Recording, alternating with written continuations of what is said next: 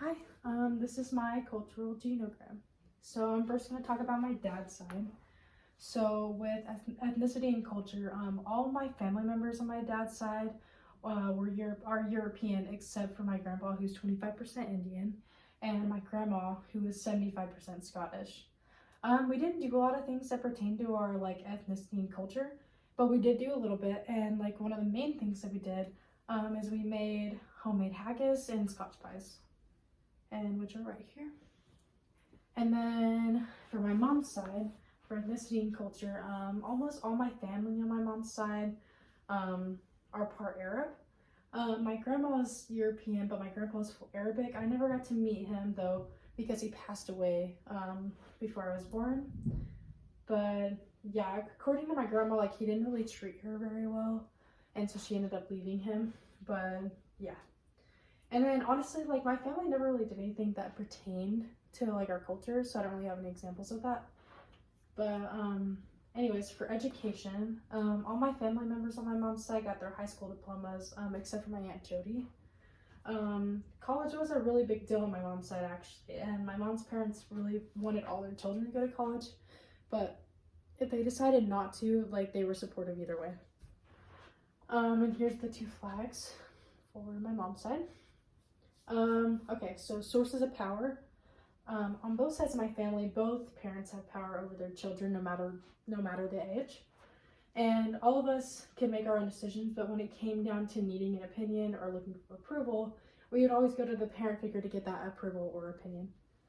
And then family roles. The family roles on both sides of my family were fairly equal.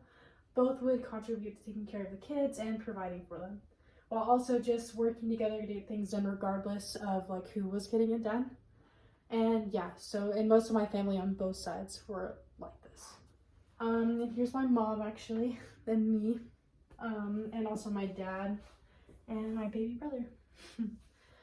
This is the actual genogram. So I have my mom right here, and she actually passed away 2 years ago from cancer, so I have an X on her name.